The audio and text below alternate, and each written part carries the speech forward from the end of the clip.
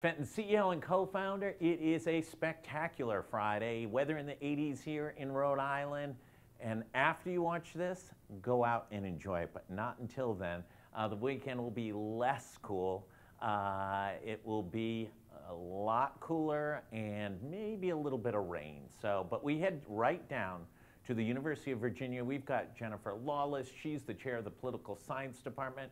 It was a mega week in Washington, D.C. Professor, give us a little overview as to the debt ceiling package and who are the winners and losers? Well, it was definitely a big win for the Biden administration, but I think Kevin McCarthy can paint it as a win, not necessarily for Republican principles, but for himself. So let me elaborate.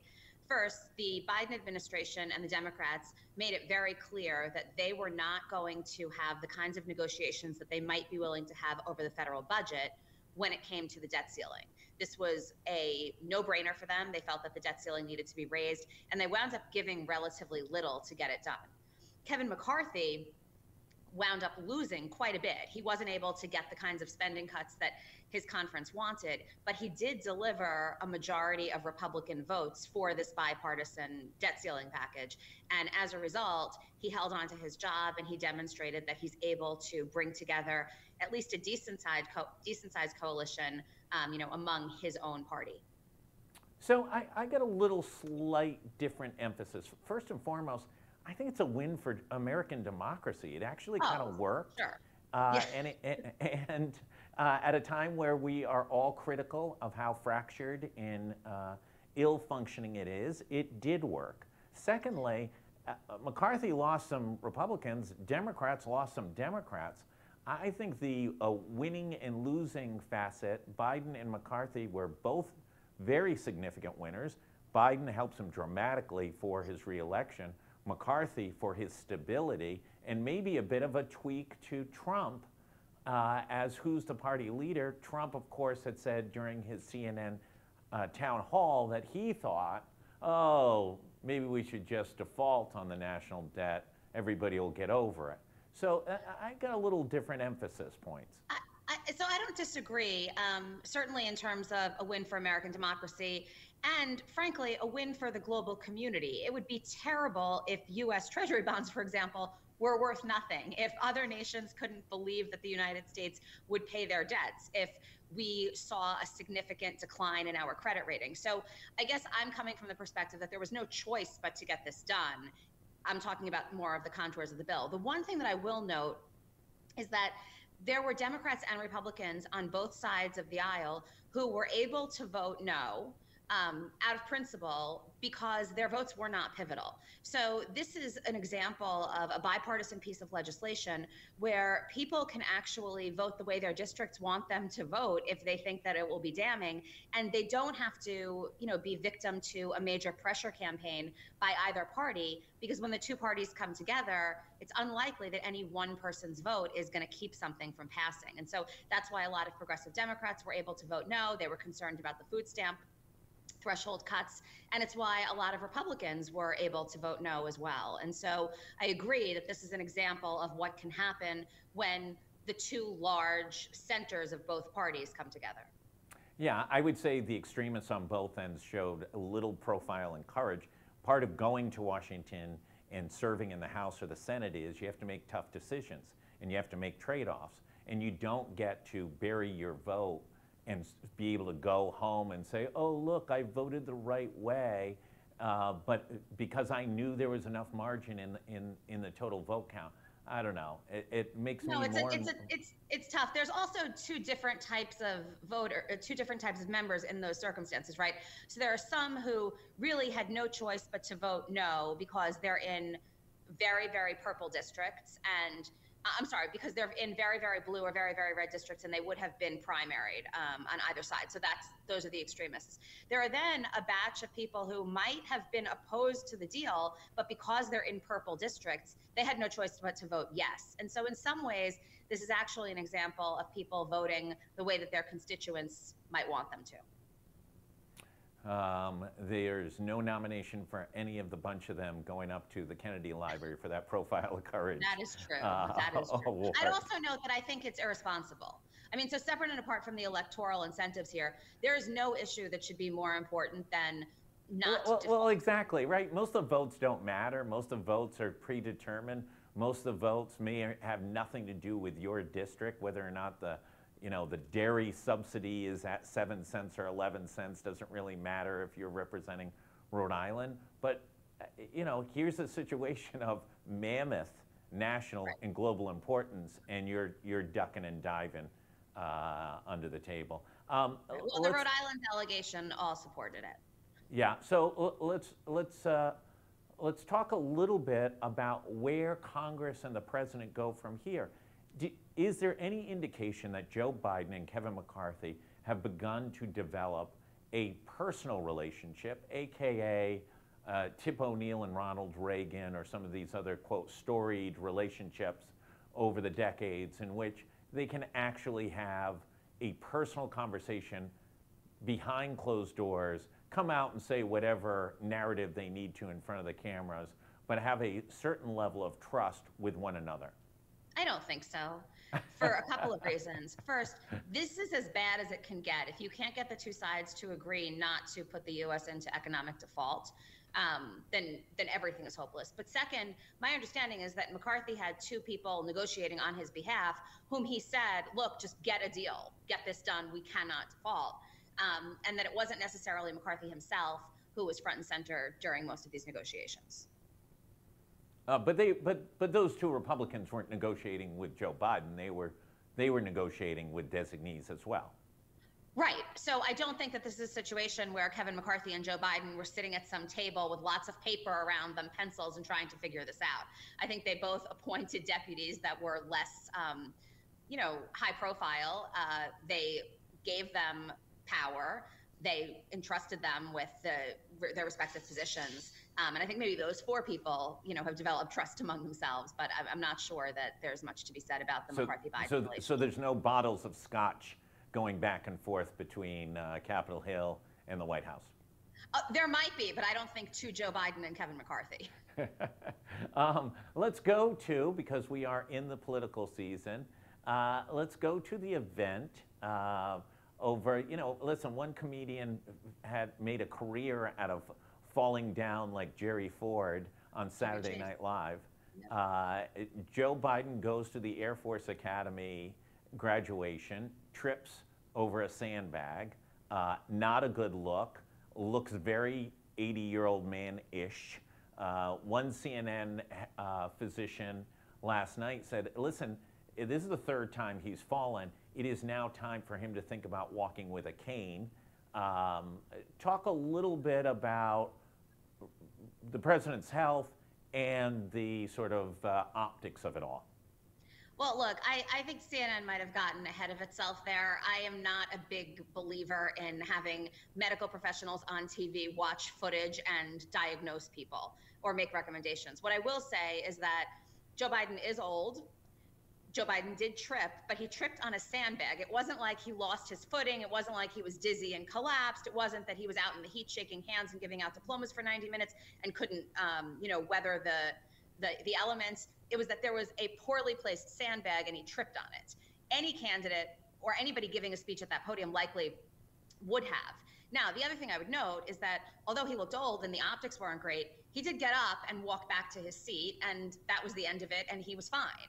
And so, I think anybody that thinks, oh, he's a frail, weak old man could actually take from this the idea that, well, he fell down and he got up. The other thing that I think is really remarkable is, for the first time perhaps ever, Donald Trump sort of exhibited a level of empathy in saying that it's really, really difficult to do these kinds of things. When you're walking down the ramp, you have to take little small steps.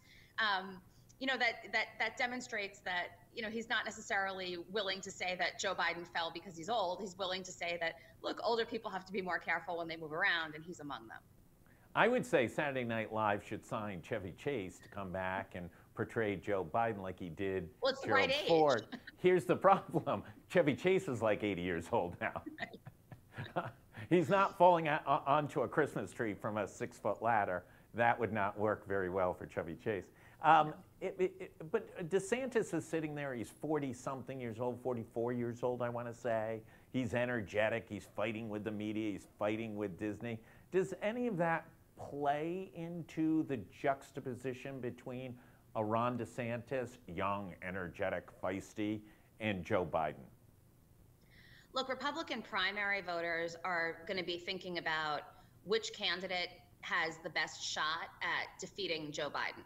Now, a lot of them are going to think about this in terms of issues and in terms of where the polls are. They're not necessarily going to be thinking about the strategies of a campaign and whether a Trump-Biden matchup doesn't allow age to be as front and center as a DeSantis-Biden matchup. I think instead they're going to be wondering whether, DeSantis's pretty lackluster launch of his campaign and some strange decisions that he's made. I don't understand why you take on Mickey Mouse.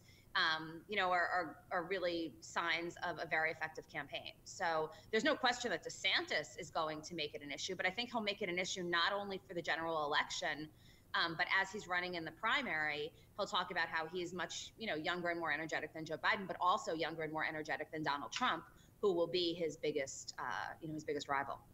So you're saying DeSantis should have gone after Daffy Duck rather than Mickey Obviously. The dynamics, though, in this Republican presidential primary seem wildly unique. Trump is making noise. He seems just much less energized than he did in 2020, and certainly from 2016.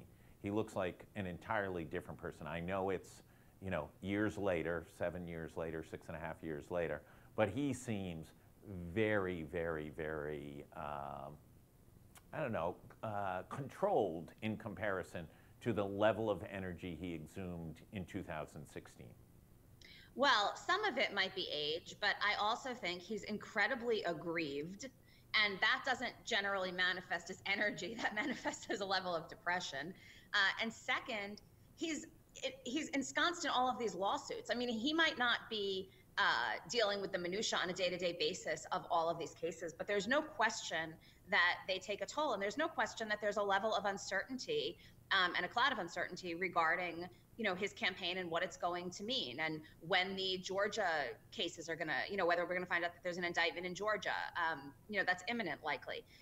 The most recent tapes that came out regarding the Mar-a-Lago search, the special counsel's investigation, he can say that these things don't bother him, but on a day-to-day basis, they literally take up hours and hours of time. And I think that we might be seeing the fruits of that. And where do they go? Where do the Republicans go next? Is this just going to be this daily sparring between DeSantis and Trump, and maybe Nikki Haley gets 30 seconds here and there, and other Tim Scott gets a word in there? Is that sort of the dynamics during the next few months? I'm not sure, for a couple of reasons. First, Mike Pence was sort of cleared today regarding the documents.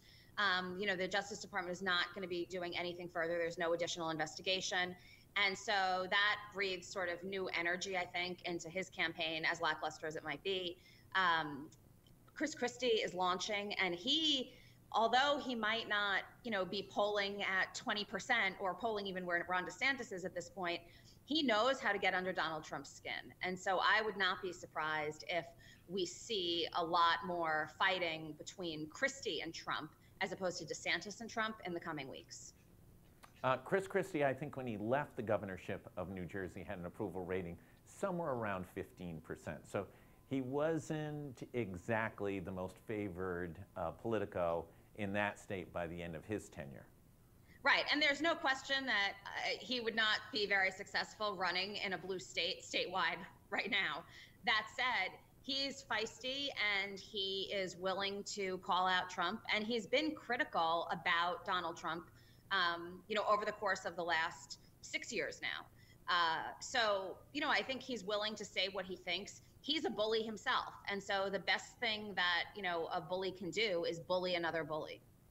Of course, Kate Nagel, news editor at GoLocal, broke the story of him dropping off his child at Providence College a few years ago with an exclusive interview at the Starbucks on North Main Street at University Heights.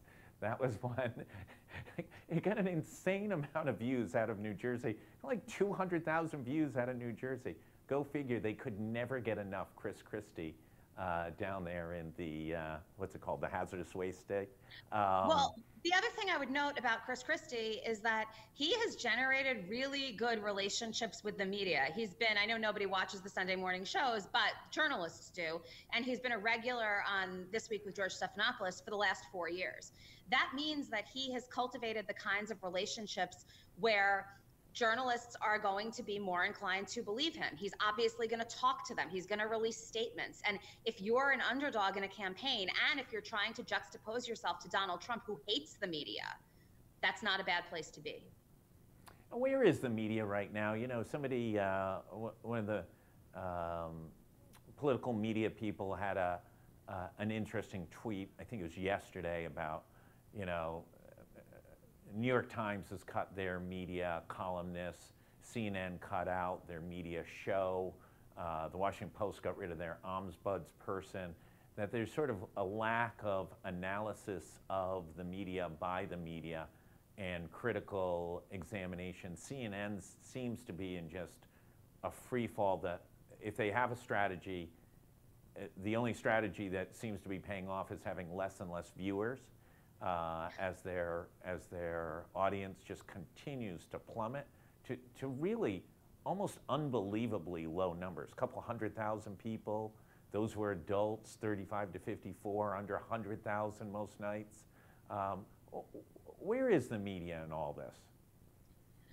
There's a distinction between the cable news media and the mainstream news. And I think mainstream news is obviously enduring, resource problems, and as a result, they have fewer resources to devote to covering themselves. But I think in terms of actual stories and news, national papers are, still providing solid analysis.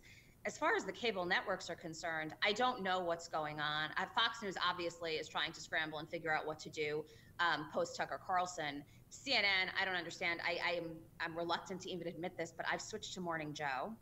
And, I think that as far as analyses of the way that journalism is working and holding other journalists accountable, to one another, we're seeing a major decline in that. Now, that said, I'm not sure that most Americans care much about that.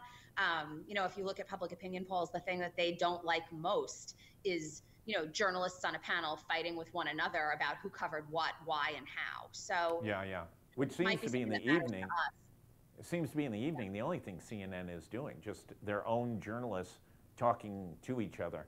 It's things that their own journalists have already said all during that day. Yeah. So I don't understand the strategy. Yeah, I watch much more Squawk Box on CNBC since CNN has revamped. I've seen Kevin McCarthy on there 2 or 3 times.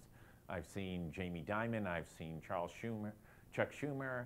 You're seeing a higher level of politicals now going over and having very serious, pointed discussions with Sorkin and others on where the U.S. economy is going at a much, much higher level than what's going on CNN, at least in the early morning hours.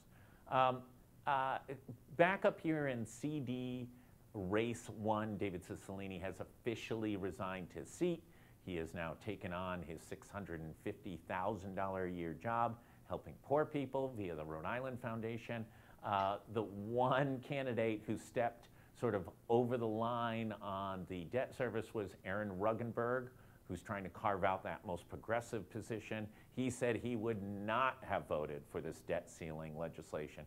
Is that a clever move by him to sort of galvanize the most progressives, or is that just being silly for the sake of being silly? I think he's trying to do both. I think he's trying to differentiate himself, and when asked questions, he can then highlight all of the things that he would like to see progressive spending on and not cut. But at the end of the day, it demonstrates a complete unfamiliarity with the way the budget process works, with the fact that the federal government needs to pay its own bills, and that the United States cannot default. And I think it's an irresponsible position. Yeah, we took it a little to task in Hot or Not today. It just seems, I think we called it silly, but irresponsible is probably a much better, more advanced word. That's why you're the chair of the political science department. at the University of Virginia, and I'm in a window on Weybosset Street in Providence. What should people be looking for over the next week or so coming out of DC? First, coming out of Georgia and trickling up to DC, I think we're within a matter of weeks finding out what the grand jury is going to do in the Georgia election fraud case regarding Donald Trump. I also think coming out of DC relatively imminently will be Jack Smith's special counsel investigation regarding the Mar-a-Lago documents. And so if in both of those cases there's an indictment and then criminal charge, I would expect that the other Republican candidates are no longer going to be able to say, well, these are just silly. It no longer behooves them to defend Donald Trump. So there could be, quite a bit of internal fighting on the Republican side of the aisle. I also expect that we're going to see both sides, both Democrats and Republicans, now pretty much for the next 23 months, talk about what they want cut and what they would like to spend more money on, because there's no debt ceiling vote. Again, there won't be for another 2 years. And federal budget negotiations are sort of constantly ongoing. So I think both sides will be trying to get away from the compromise that was just struck to really highlight their own priorities and preferences. Jennifer Lawless, Chair of the Political Science Department at the University of Virginia. As always, we greatly appreciate your analysis of what's going on out of DC and at the national political level. For everybody else, stay tuned. I think there's some news coming out this afternoon. We'll have more on that later on. If you haven't seen the quirky story, first written about by the MIT Tech Review, a very distinguished publication, who had a reporter at a very interesting conference in Eastern Europe. We've got the breakdown. That group has an interest in moving to Rhode Island and taking over the state politically. Much, much more to come on that. Thanks, everybody. Stay healthy and enjoy this tremendous weather.